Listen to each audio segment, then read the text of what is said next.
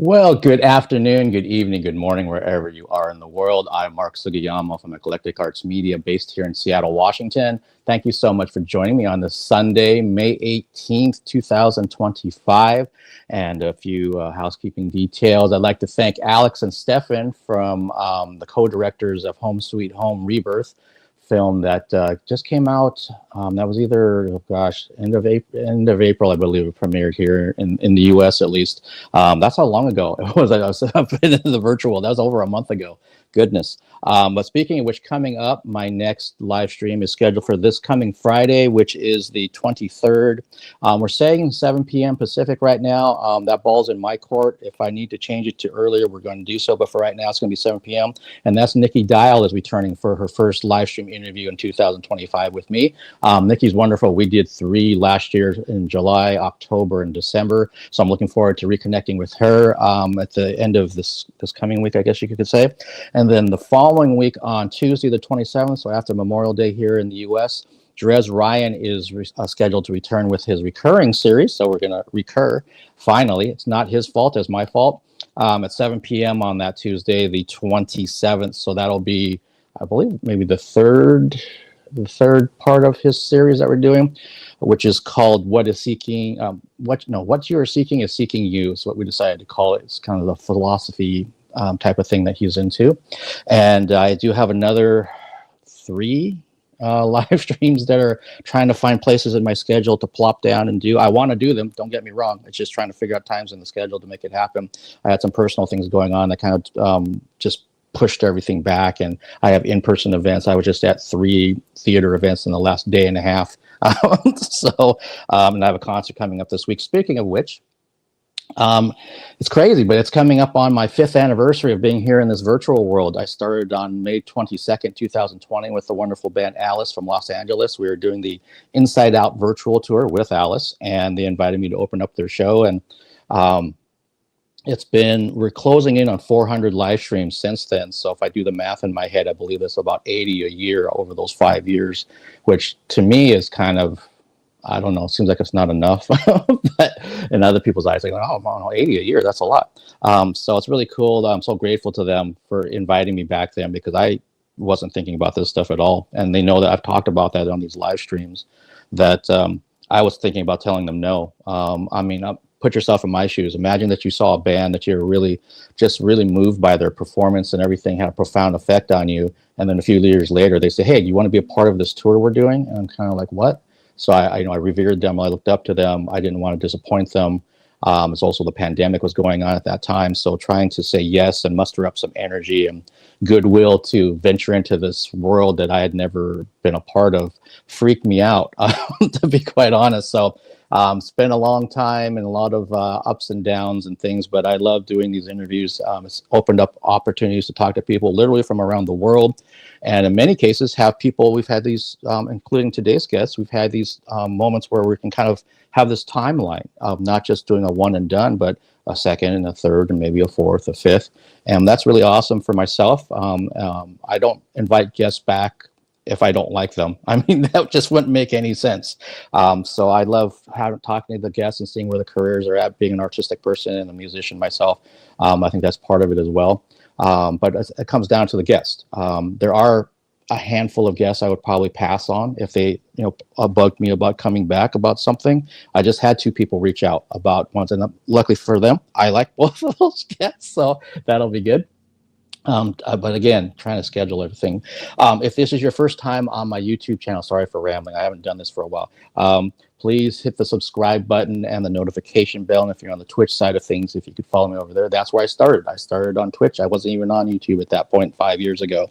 And if you want to know what I have specifically coming up, I post everything first on Instagram as Eclectic Arts Media, one word, and then some of that information migrates over to other social media platforms. And if you really are feeling generous and you'd like to support what I do, this streaming service costs me money every month. There's a PayPal me link and a Venmo link in every YouTube description of all my videos. I have received some donations this year, which has been really, really helpful during some kind of tough financial times for me. So if you'd like to help me out, that's great. And that's only if you're in a position to do so. And lastly, if you want to ask my guests a question during this interview or any other ones that I do, just join the YouTube channel or the Twitch channel, and then you should see a part where you can put in a question or a comment in the chat. I actually see there's something here right now. And then I will fold that question in during the course of the interview. So let's get to things. My guest today first joined me in 2021 to discuss her music career. We did a follow-up interview in the summer of 2022. She has consistently been releasing music over the years full of artistry and intention, including her latest single, Nonchalant. Please welcome back in 2025, Miss Julia Kahn. Hello, thanks so much for having me. Hi, Julia. How are you? I'm doing great. I'm doing great. How are you doing today? I'm just, I'm really happy to be back here. It was so fun doing our last interview. So yeah, excited to be with you. Yeah, I'm doing well. Yeah, like we were talking pre-show, it's great to do another interview with you and catch up and see what you got going on, and just that whole like almost like a scrapbook. Yeah, right. Exactly. Yeah, it's been great. It's like each chapter of the journey. It's great. Yeah, and like I was saying in my rambling intro, it's very true. I mean, if a guest, either if I reach out to them, obviously, but then if a guest reaches out to me, I always have to make sure that this is a guest that I like. You know, do I like what they're doing? Did I like how they were, their personality in the interview and everything? And I distinctly remember yours, and I told you this pre-show as well, that the first one we did in 2021, I was like, God, I got to get her back. Because you're so open and also very, very intentional with your art and everything that you do. And we'll talk about Nonchalant in a second, but even like listening to the song and looking at that video, I'm like, there's that intention again. It's just getting bigger. So it's so amazing to see what you've been doing since I've known you for 4 years. And that's got to be feeling really good that you're staying that course.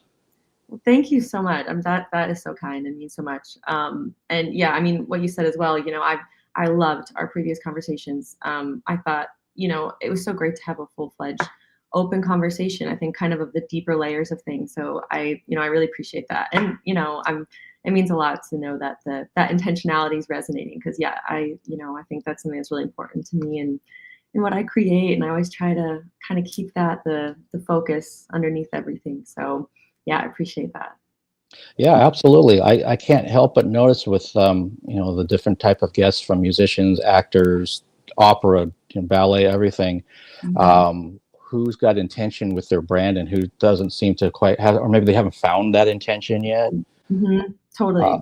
And again, yours was there from when I first talked to you. So, and even from a business side, I mean, it's kind of like, well, why wouldn't you try to intentionally see what you're doing with your music, or what you're doing from production sides of things, or where you play shows at, or the music videos, or the people that you decide to collaborate with. Right. I wouldn't want to just throw it up to chance. Right. Totally. I know. And that's something that I feel like I've really been trying to hone in on and grow as I've grown as an artist, because I think your whole brand, yeah, like you were saying, like it's for everything, like the visuals, the intention behind those, to the message of the song, to the message of your brand that you're wanting to send, like to who you're working with, the community you're building. Like, I think all of those things really start to build this whole little world that you're creating, And so I think, yeah, that's just always been something that's so important to me, and that I feel like I've developed as I've gone on the journey, I've always had like my underlying message and intentionality, but I feel like, yeah, I've just expanded it as I've gone.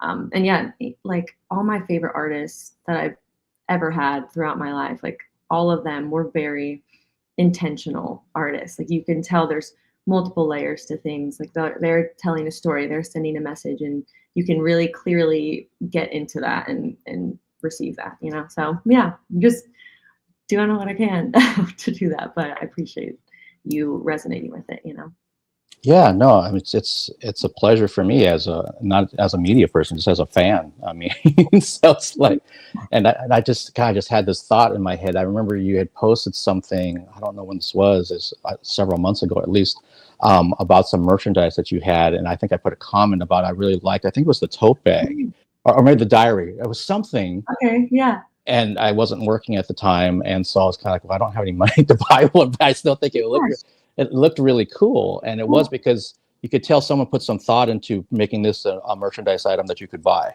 Oh, thank you. Well, you'll have to send me your info after this. I'd love to send you something. Absolutely. Yeah, no problem. You've supported me for so long, and I would love to do more. But yeah, with the merch, I mean, I'm excited to. I'm going to be doing some more drops in the near future. But yeah, I just like designed that myself. I created it, and I was trying to create something that, yeah, still kind of had those intentions to it. Especially, yeah, the journals that we did. You know, putting a lot of intentionality in that too, and kind of trying to help people access their own kind of inner light, inner journey, all that. So yeah, I'm glad that you resonated with that. Yeah, no, I definitely noticed it. And I mean, on the other side of things, there's an artist who I love. They're in Australia, but their merch leaves a lot to be desired. And I told one of the members that when I saw them in person here in Seattle when they played, I said, all your merch has your logo on it, and it's like this big old logo, and there's nothing else. I'm Right. like, I have nothing against your logo, but I think you may have to find like a designer that can come up with like one design that people like at least, and stick it on different shirts or whatever you want to Yeah. do, Mhm. because that logo, I said, I don't want to walk around wearing that logo. Right. That's the thing. Like that's what's hard. It's like I'm working on my next project, and there's going to be a full merch drop, and some things along with it. And yeah, I really had to take some time to be like, okay, what's a designer who I love? One, it just looks cool in general, but also like, what's something people would want to wear that's like not just like, here's me and here's a logo, you know, on every single thing. So I'm trying to be way more intentional and kind of keep improving my merch in that way. Cause yeah, it's like, I don't know, you want to think about what people are going to want to buy into and be a part of, you know, not just like your name on it, something, you know, but it's hard. I feel like as an artist, you kind of have to like put things out and try different things and see what works for you and what works for your audience and stuff. But yeah, so there will be more soon, but yeah, back to the Yeah, intentionality, you know.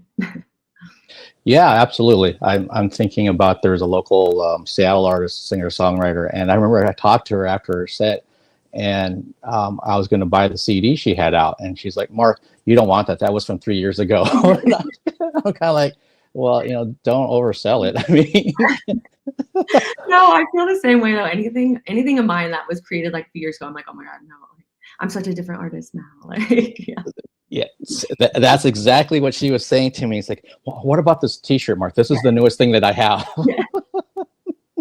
Right. You're like, but this thing that I'm working on now is so much better. You know, I feel like as artists, we all do that. It's like by the time it actually is released, we're already like on to the next things we're creating. And we've already like either listened to it 1,000 times or been looking at that same design a million times. So it's just like, which I think is a good thing to keep progressing. But yeah, sometimes it's hard when you're like, wait, but like this stuff I'm working on now is like who I am now, you know? And yeah, it's a funny journey. Yes. See, and that's where like your intention with what you're doing with your music and your career really pays off, because you're building your foundation and the layers on top of that foundation. And imagine if you had done something 4 years ago, like when we first talked, and maybe it was something you weren't proud of, or something that you didn't really even like back then, but you decided to do it because someone got in your ear and told you, "Oh, you should do it this because it's really popular. This style is popular." And Yeah. then you look back and you're like, "Why did I do that? Yeah. I didn't." And everyone, they change their mind and things of that nature. But sometimes it's more like, that's not even close to what I was even back then. And Right. I let somebody influence me, and boom, there's the result of it.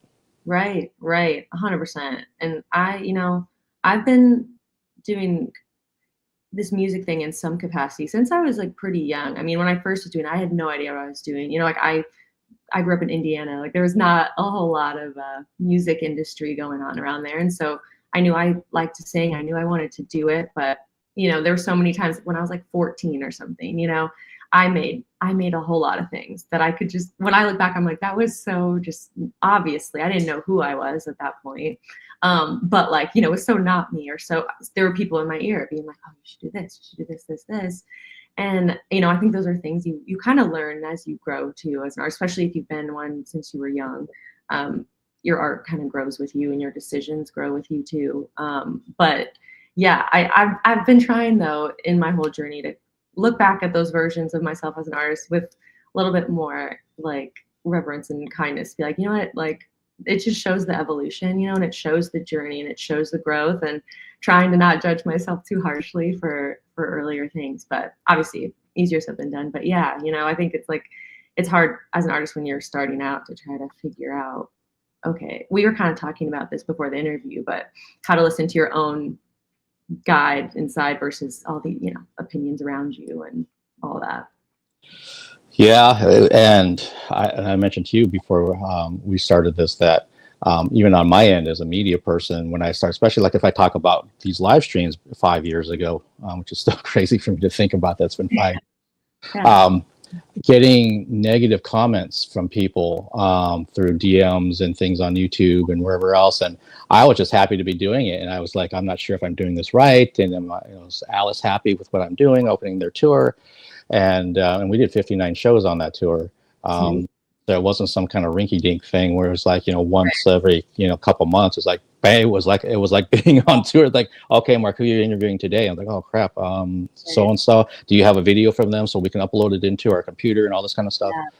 Yeah. And so really it had to become collaborative. And it gave me just another idea, also being a musician, of what it's like when you're actually on the road, because you're loading in, you're loading out. And I've been around concerts since I was 9 years old, so talking to multiple musicians and production managers and all that stuff, and it just gets to be such a grind. And it separates, and I know you play shows, it separates the wannabes from the ones who are really serious about what they want to do with their music. Yeah. Because after a while, you're going to start to question, like, why am I doing this? Why am I getting 2 hours of sleep and I can't, you know, things aren't set up the way I wanted them on the stage, so I'm not really happy with that. But now when I don't have a sound check, I just got to get up there and do it. And it's like, well, you do it because you love doing music on a stage for people. Right. The rest of it can probably just go away and you won't really care. But that part, that's what keeps you going. Right. 100%. It's so true, and so separates. Like, I feel like this industry, or any creative industry, you know, it will test you so much, like so many, you know, on the road especially, like so many things will go wrong. Yeah, like your sound isn't working, you don't get a sound check, you have to just, you go through so many different like challenges and like so many phases of like, oh my God, what am I doing? I don't know how, in over your head kind of, and then you just, because your love for it, I feel like your love for it has to be strong enough to keep going, to get through all those things, because it's gonna, you know, like just the nature of this industry, like it's gonna challenge you and break you down as much as you can, and that love for it is literally the motor, I feel like, that just can keep you continuing through those things, because it's so hard. But yeah, like you were saying, you know, sharing your art and putting your heart in your music and expressing that and sharing it with an audience, sharing it with the world, and having that connection, that's what keeps you going, you know. And like that's really at the end of the day what matters. I feel like that helps me to on stage, is just remembering, like, okay, like I'm here to serve these people who show up and express my art in the truest way I can, and be here with them, even if it's imperfect, you know, like you're gonna miss a note, you might miss this, whatever, but like if that, again, that like intention is there, and like trying to stay rooted in that, I feel like helps so much. But it's a wild ride for sure. Yeah, no, you said it perfectly about really trying to get into that happy place before you get on stage, and remember why you're there, and the people that are there in the audience. When I played music around town and just a covers duo, I still remember we had one gig. There's literally 2 people that showed up, and they're over on like this patio thing. They weren't even in the room where we were playing. Right. Yeah. And my singer was really disheartened by, you know, the turnout. I said, you know, they asked us to start an hour earlier than we normally do. So I said, give it some time. It's people are still getting off work right now. Right. So some of our family and friends will show up, which they did. You know, it just took them like another hour to get there. Right. And I told her, I said, we're just going to view this like we're getting paid and we're getting free beer and this kind of stuff. So we're just view it like another rehearsal, but we're in a public space. So we're going to have fun with it. We're going to maybe play some songs right now that maybe we normally do in our set, because we can. Right. And as more people come in, and the best thing about those 2 ladies that were sitting over there is when we played Roxanne from The Police.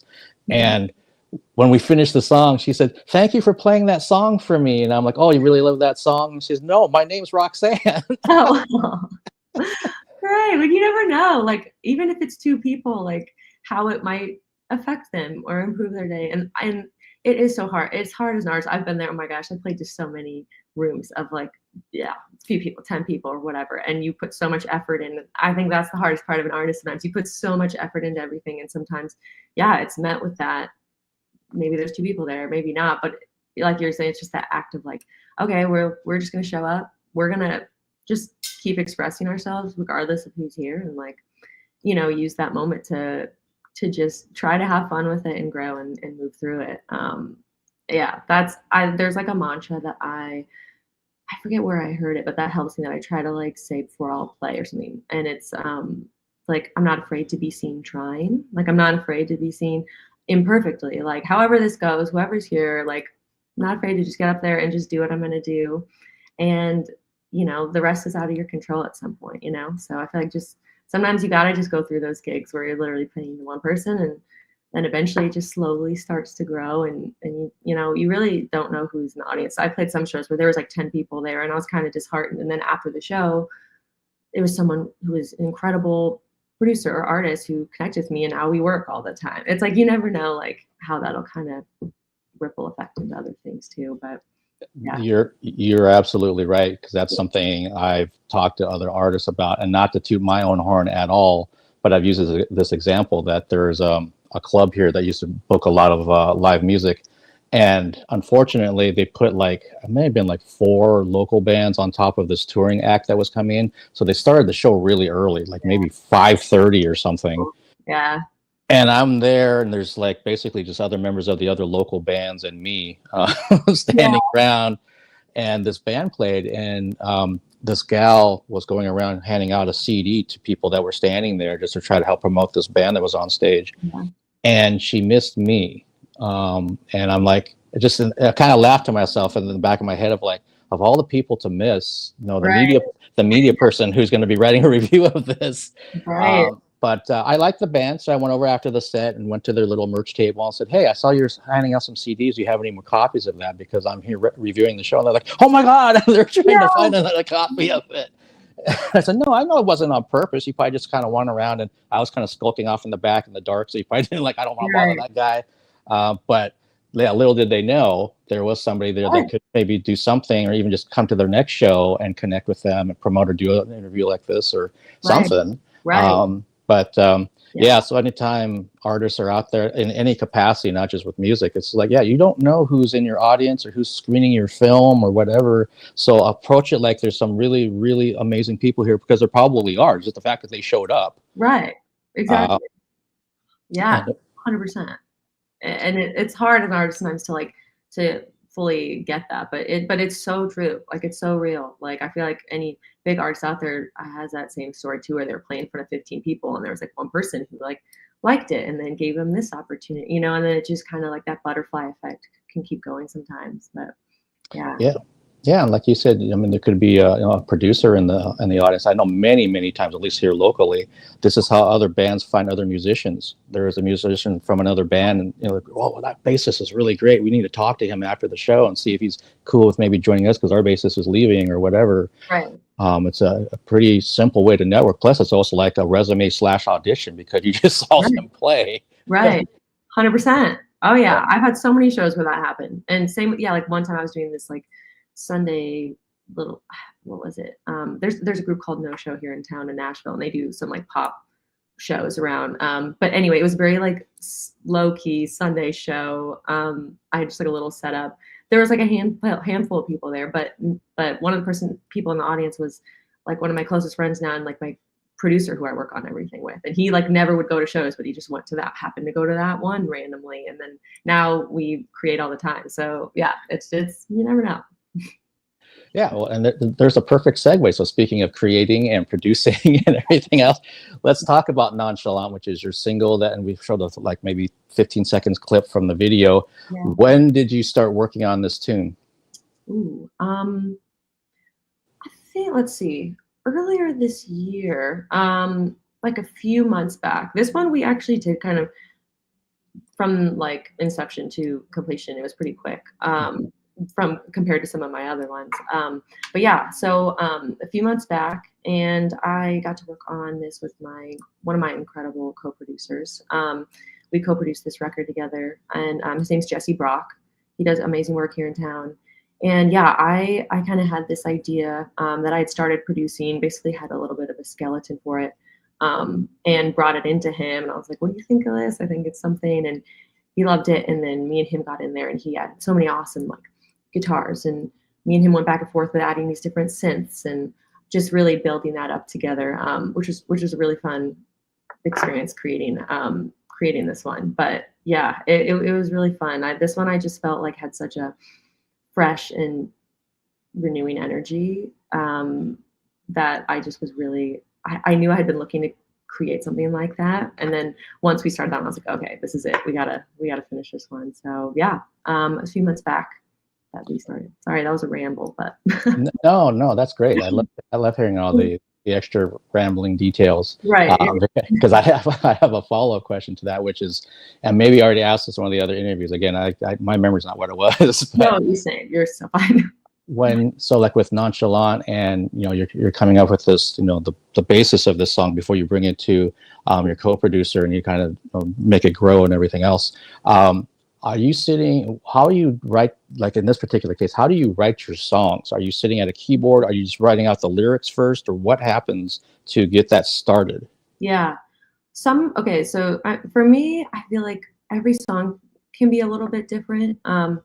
But usually for me, I can be a little bit more like introverted as a writer when I start things. I think it's because like about that intentionality we talked about. I think I just really like to go deep into my lyrics and concepts, and also a lot of my lyrics and writing it's pretty personal. They're almost kind of like these journal entries. So I usually will start with that. And this song, actually, it's funny. So this concept started from this like journal entry that I did, just about, not being someone who's just like nonchalant, and how in our world lately, I feel like there's this like, it's been really cool to just like be super apathetic, or just like play it cool, or not care much about everything, and kind of put on this like facade. And basically I just started writing down this journal entry of just like, nonchalance will never be my descriptor. Like I feel deeply, like I do actually care, like I am really passionate about things, like, and I just was kind of rambling, really leaning into that and being like, no, yeah, that's not who I am. Anyway, that entry is what then led me to, writing the lyrics. The song was like, ooh, this would be a good lyrical concept. Especially with the project I'm working on now, it really goes with the themes of that. And so I started with like a few of those lyrics. And then, I use Ableton, I produce as well. And I was in there, just kind of creating a little bit of a groove. I did this little groove in like 10 minutes when I was out west. I was just like, I didn't have much time, and I started this little groove, and I really connected to that, and then built the track out a little bit and started putting the nonchalant lyrics to it. And then it was just kind of this skeleton, and then I brought that into my co-producer. But yeah, that's how kind of the inception of this one started. But there's also been some where, like my single Badlands, before this one, where I knew, I wanted to do some kind of track with like my voice as the leading synth, chopping up my voice and doing some kind of cool vocal synth. And so I started that track started fully with the production instead. And yeah, but I usually start in, synthland, or doing some weird sound design first, and that kind of gets me going. So. Okay. Yeah. I mean, that makes sense, that every song's going to be a little bit different, and in this particular case, it was something that you had the lyric that seemed to really kind of grab you, and then you kind of kept working on to kind of create the basic song, and then figure, well, I need what's the rhythm going to kind of be to kind of set the tone for what this could build into. Right, and then I'll fit, obviously conceptually into the rhythm, into the melody, but yeah, lyrically, I usually write those all on my own, and then we'll kind of co-produce with other people. But yeah, it's every song kind of has a life of its own sometimes. Yeah, and, I'm thinking too, like overall, not just with Nonchalant, but everything that you've written so far. Have you ever put out a lyric into a song that, not that you regret it, but you're like, man, that was so vulnerable that I'm kind of wondering, like, why did I do that? Yeah, I feel like, not that I regret, but there's definitely some that I'm like, Okay, like that's pretty that's pretty personal, like pretty vulnerable. I'm trying to think specifically. I don't know if there's one that I regret, honestly. Like I think there's some that just are very like, yeah, that's exactly how I'm feeling. And I would never say this out loud, like necessarily to somebody, but I will in the songs. And that's kind of what I feel like my writing is for me. It's such a way to express a lot of things before sometimes I even know I need to hear them almost. I feel like my songs have a way, I don't know, when I'm writing, like sometimes the stuff that'll come out often are things I feel like I need to hear, but I wasn't able to access if I'm just like talking to someone sometimes, which is interesting. But yeah, so like for me, I feel like it's very much like just kind of a way to express those things in a creative way. But yeah, I mean, I think a lot of my lyrics are pretty personal and vulnerable. So sometimes I'm like, like I don't want to like say them out loud to everybody. But yeah, I don't think I regret any though, as of right now. Maybe not like old Okay. stuff where I'm like, what was I even saying, but that's Oh, okay. Yeah. And like, yeah, I mentioned too that yeah, it wouldn't be something that you would regret. It's just that, when artists are sometimes so vulnerable, right. and especially like you've been doing this for a while now, you kind of find this. I'm going to be really vulnerable, but I also kind of know where to keep people at bay, because some people will poke at that vulnerability and try to be negative and everything else. And you're like, but this is me. This is who I am. This is what I express. But at the same time, there's going to be a little bit of a moat there, so that Yeah. I'm not to the point where I'm just like distraught over someone, misinterpreting my lyrics or trying to use them against me or whatever it may be. Right. And even like with the interviews I do, sometimes we get, well below the surface with many artists. And sometimes I'm like, dang, I feel kind of drained. Oh, After I'm that. sure. Yeah, I'm sure you do. Cause yeah, it's like we're over here just like pouring our whole heart into the art. And sometimes, yeah, talking about it, it's like it's a lot to unpack. There's a lot there. I mean, there's definitely times I feel that when I'm performing, like certain emotions or certain songs that were of a certain period of my life or that was certain like hardness that I had to go through. Yeah, like on stage, I'll be like, oh, whoa, yeah, that emotion coming back is interesting. Or I'm in like such a different state now, or it like hits really deep when I'm up there.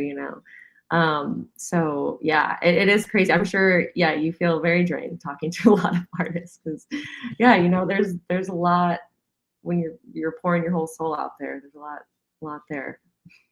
Yeah, absolutely. There's times with that, and it's a two-way street. If I'm not having the best time of my life, or something else happened that morning or whatever, then and particularly when, unfortunately or fortunately, when we're not live, sometimes that's what happens.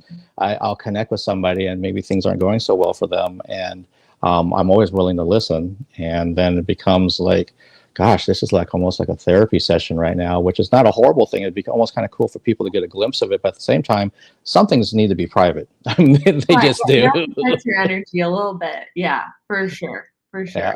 And yeah, and I mean, yeah, honestly, I mean, music and the creating of it, that it is so therapeutic for me. And I think for most artists, honestly, but it's having that outlet. I think that's just like I have to do it. Like it's such a healing thing. But yeah, and then talking about it after. There are some things where I'll be like, okay, I get to really vulnerable places, creating it, pour it all out, and I'm like, wait, I have to like now I got to go talk about it. Now I got to go like kind of pour that over and over. And yeah, I feel like just finding ways to protect your energy or refill your energy in some way can help a little bit. But yeah, Yeah, no, I like how you said that about refilling your energy. That's very true, very smart.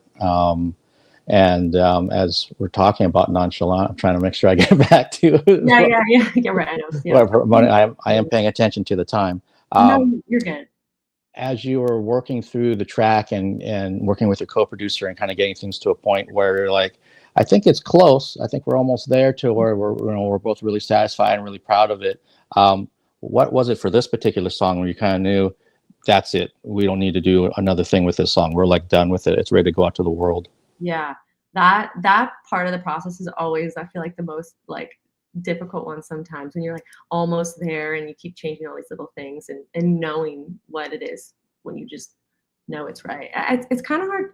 It's hard to quantify for me sometimes. It's more just like a feeling. Like I think both of us were like, okay, any more changes that we're gotta make, like it's there. Like we both just had this certain feeling listening to it where we're like, okay, this feels great. Like this feels good. This feels like the thing, you know. But it is hard because it's hard to quantify because it is just this feeling. I think sometimes you get to a point where it's like, okay, like if you got chills and you're listening to it, or if you felt really good when you were listening, then beyond that point, sometimes if you keep trying to add or tweak it still forever, and if it's not getting better, or it's pulling you further away, you're like, okay, like let's get it back to the core of when we felt good about this, and now we're like, okay, this feels good. But yeah, for us, I mean, like I said, the process of this song, we did pretty quickly.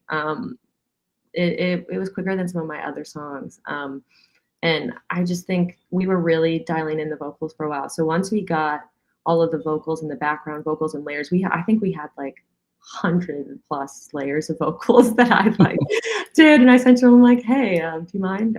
Here's 100 vocals that we need to, mix and sift through, which God bless him, he's like the best with that and with working with me on that. But yeah, so that was like the most kind of like nitty gritty part. And once we got those right, we were like, okay, cool. This feels good. Okay. Yeah. I know, like, well, again, I'm so old, but back in the day, sometimes with musicians, once they got like their single or their EP or their album done, what they used to do is they would throw it in their car and go drive around. Oh, yeah. Okay. Yeah. So what do you blast it in your house? What do you do once you're done with your product? Yes. Sorry. That's a better way to go at it. I was thinking of like the literal production standpoint, but yeah, for me, totally in the car. Or like go on a walk and listen to all of it. I feel like I can't be in the like studio environment. I have to, usually for me, it's the car. Like, and it has been since the beginning, like me just sitting alone in my car or driving, and how it feels there is usually how I'll know. I feel like, I don't know what it is about it, but I feel like that's just the true test. Like it can sound good in the headphones, sound good in the studio, but it's like, okay, if it sounds good in my car, like in the like car speakers, like, that's usually a good indicator. I only know it's just from small like demos I did way back when, and there was a friend of mine that played guitar, and he told me that he came home once, and this kind of pseudo mutual friend of ours who he lived with was blasting my demo from his like stereo system, and I'm like, I couldn't picture that in my head of somebody else, especially back then, because I was just doing this stuff in my bedroom for fun, kind of a thing. Right. Like he was, you mean he was like, he had it cranked, to 10 kind of a thing. He said, yeah, and he was like rocking out to the guitar solo and stuff. And I'm like, oh, that's pretty cool. It kind of made me feel kind of embarrassed too. Oh, yeah, right. Yeah, you're like, like, don't So listen in front of me. I know. Oh, I feel you. I'm that way. Like if I play, like if anyone's playing my music around me, I'm like, oh, like I don't want to be there. Like you listen to it, but I'm still like shy about that. I don't know. It's weird. Yeah, no, I think I'm the same way. I've especially when I'm doing interviews in person, sometimes the tour manager's there, the band members are there. Sometimes there was like they invited some other fan just to sit in and watch me do it.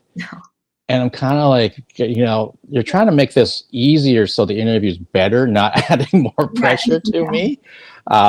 If it's a band I know and I've interviewed before, then it's fine. But sometimes it's not. And you go onto the bus or in the green room or something, and there's like a room full of people. It changes the vibe. Yeah, it's a whole different thing. Yeah. It does, and I've tried to tell some other people when they want pointers if they're trying to do media stuff or interviews.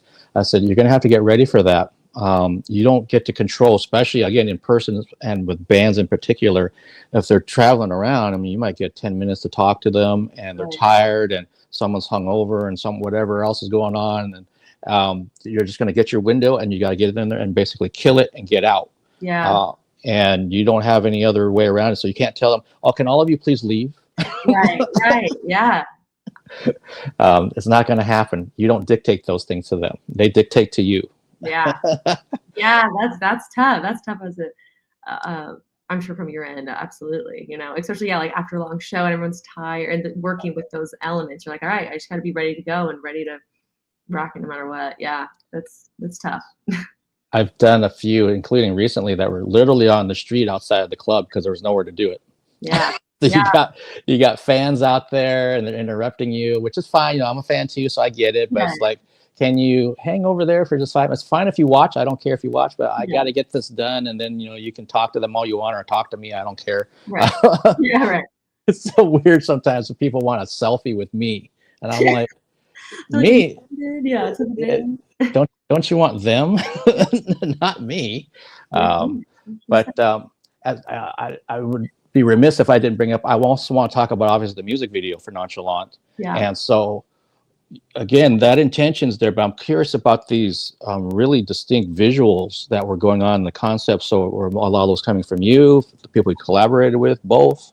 Yeah, yeah. So for all the visuals and recent visuals lately, I worked with the incredible Creative River. They're here in Nashville, and Primo, he's who like did all the video. But as far as the concept, and they're amazing, love them. They do incredible work. If you ever want to check them out, and it's been such a great partnership working with them this year. But yeah, so as far as like the concepts and things, um, I could create those and kind of come up with the whole vision and bring that in. Like usually I'll make a board. Like I know, okay, this is like the symbolism I want to go for. This is the message I want to do. This is kind of what I want it to feel like. Maybe some shot list, like I'll add, kind of have some inspiration references, things like that. And yeah, so for this one, I knew, the song is called Nonchalant. Obviously, it's about basically like revolting against the apathy of the world and, really leaning into everything that makes us feel deeply and care deeply and passion, and intensity and leaning into it. And so I was like, okay, with it being called Nonchalant, I had this idea I would love for it the visuals to kind of be the opposite about that. Like I wanted them to represent kind of intensity and passion in some way. And lately I've been really getting into like the archetypes. I don't know if you've ever done any work with archetypes or anything, but I've been going really deep into feminine archetypes, especially with my brand and things. And so I knew for this visual, I wanted to kind of represent a few different feminine archetypes through just like outfits and because it was initially supposed to just be like a visualizer with one scene. But we kind of like it's basically a music video now because they absolutely crushed it. But yeah, I wanted to have, kind of that like red veiled goddess archetype and the warrior archetype, this bleeding heart archetype and the light worker. Like I knew I wanted to just kind of have these different characters almost that it flips through with this song. Yeah, because that's kind of how I felt like how I was channeling that, that inner passion and sensitivity and owning that. And so, yeah, so that's kind of what started the concept for the visual and then brought that into them. And then they worked their insane magic on it. And yeah, but hopefully that helps. Sorry, I'm rambling again. The video turned out so well, and like I think I mentioned to you, getting to see that and hearing the song, the marriage of the two, just kind of brought me back to some of your older releases that I had seen and heard of. Like, yeah, look what she's doing now. It just built upon what was already there. Thank you. Yeah. So I love seeing that type of thing where someone clearly was trying to create a vision of what they wanted, and trying to, in many ways, tell a story through that. And then you have really, really personalized lyrics that you write, and going back and forth with your co-producer, trying to get this track the way you wanted it. That it just feels like there's so much care taken with what you do. Instead of like, I'm going to take a lot of care with these lyrics, and the rest of it, I'm just going to kind of hope for the best. And it's like, no, you don't do that. Yeah. I appreciate that so much because that's something that's really important to me. Like I was saying, like I do really care about like all the different facets and like, but for me, I think world building has been like my biggest focus and also biggest passion with all of this. Like I think that's one of my favorite parts of it is the world building, and something like with this project I've really been trying to dive into is the whole world, the visuals, the symbolism, the colors, the lyrics, the message, and really making it a a whole world for like people to dive into if they want, if they connect to it, or just to feel and be like, okay, I feel like there's deeper layers there, you know, and yeah, I've really been trying to put as much care into each of the facets as I can with this project. So I appreciate that. I'm glad that you felt that through it. Yeah, absolutely. It shows. It shows in spades. And so, keep at it. You're on the right path as far as I'm concerned. Don't don't start listening to other people and start going, well, maybe I shouldn't listen. I shouldn't do this because I've already done this for the last 5-6 years. I think I should go over this way. And it's like, if it doesn't feel right, then yeah, no, Yeah. stay here. That doesn't mean that your music can't change or anything else like that. But as we talked before the show, sometimes you start questioning yourself about, Yeah. I'm so intentional with everything I'm doing, but maybe I'm not getting to that level that I want. So what am I missing? Then someone starts saying, oh, you need to do this, you need to do that. It's like, no, you don't need to do anything different. Just you found your path, and it comes through in what your art is. So that's a hard thing for artists to find. Thank you. Yeah, absolutely. So I appreciate that. You know, we're trying out here, but I do feel like I've found and am still finding, but on a path of just the type of sound I want to do, the type of artist I want to be. And so yeah, I feel like it's just like continuing on that and trusting myself through it. And yeah, I think what you said is so head on, just trying to keep the blinders on and keep building it, you know, just keep honing what's there, you know, and building on top of it versus pivoting, because there's a lot of noise out there right now, you know, there's a lot of opinions always, especially with social media, you know, it's crazy. Absolutely, yeah.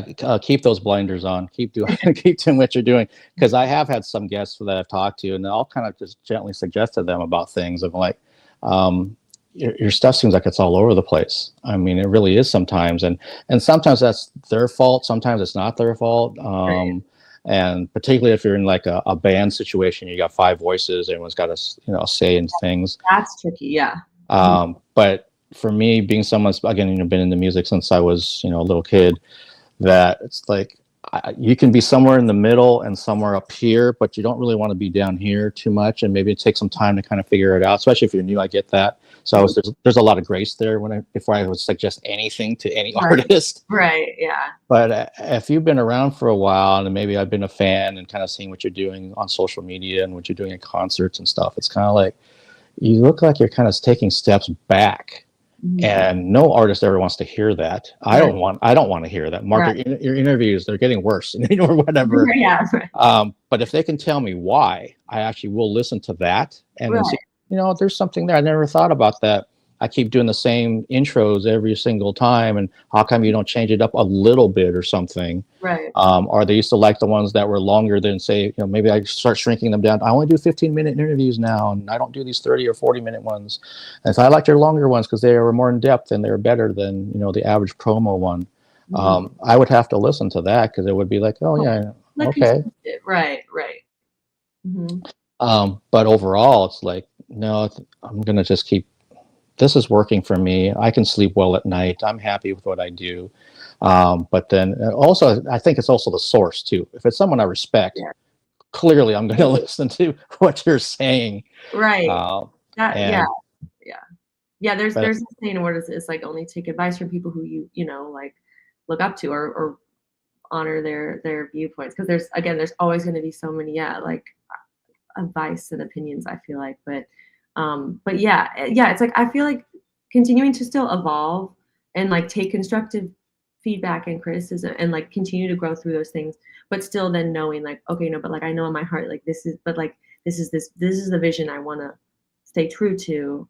Now how can we like evolve with that, you know what I mean, versus being like, oh, maybe I should just like pivot and just do like something completely different, you know what I mean? Yeah, you're basically the CEO of your brand. So totally.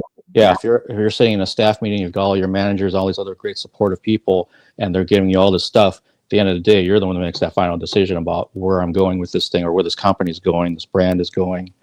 And it's probably the best way to kind of think about it, I think, for myself at least. 100%. Yeah, it's like you have to know who you are and what you want to say and your vision, and then yeah, kind of like direct that to you are, you are the CEO of your own brand and company and message. And it's like the more you know it and the more clear you are, I feel like then the more you can share that with your team, the more they get it, the more then they'll be like, oh, okay, like that's something I feel like I've learned a lot is like, okay, the more I can like present this and know what I'm actually trying to say, what I'm actually trying to do, what I want it to look like or sound like, and show them, like, then the more they're like, okay, like I get that. Cool. What if we did this? And then we, build off of that. But yeah, obviously it's a little harder when you don't know, and then people are like, well, I think you're this, so let's do that. And it's hard though. It's not an easy thing to know and learn. I think you do just learn as you are an artist and grow. But like, yeah, this industry again, there if you don't know who you are, like someone else will try to tell you who you are. Absolutely, absolutely. And Julia, to wrap this up, you kind of alluded to some things, but what's coming up in the future here? Yeah. Yeah, so I'm currently working on my next project. I have been deep in album mode. So there will be another single coming out. Stay tuned for that. And then as well as full project. Can't say too many details about it yet, but I'm very excited about that. And then also doing some shows coming up. Doing some in Nashville and then also in surrounding areas too that I'll announce on all my socials. It's at JULIA KAHN, basically on everything. I announce a lot on my Instagram, TikTok, website, all those things. So yeah, really just keep an eye out. I'm going to be working on putting out new projects, doing a lot more shows, and yeah, excited. Sounds great. It's so awesome to reconnect with you after Yeah. 3 years. And I'm excited. Again, I'm really excited about the fact that you keep staying on this path that's taking you to where you want to go. And like we said, you have some feedback and you listen to certain things and all that. But at the end of the day, your intention and everything with your artistry is something that I admire because I know it's not easy. And everyone, as people, we continue to evolve and we kind of put different things into what we do as people. And then you're going to put that into your art. And then you got this noise out here. So it's like if you can find this path that seems to really work for you on different levels, that's to be admired. So it's so great to see you doing that and getting a chance to do this third interview. And hopefully if I am on my game, I'll remember to maybe reach out to you like in a year or something, or unless something happens sooner that you say, Mark, I would love to promote this, let's get back together. My virtual door, whatever, it's always open to you because I love talking to you. I love promoting what you do because I think you're an amazing artist. Well, thank you so much. That is so kind. And thank you again for what you do. Again, I always love our conversations here, and I love being able to go deep and talk about the deeper layers of things with you. And yeah, just thank you so much again for reaching out, for having me. I'll definitely be in touch for kind of all these next releases I have coming out soon. Because yeah, I'd love to talk again, but just thank you so much. This has been so fun. Awesome. Thank you, Julia. Have a great, afternoon, I think, down later. Yeah. And I will talk to you hopefully sooner than later. Awesome. That sounds good. All right. Bye.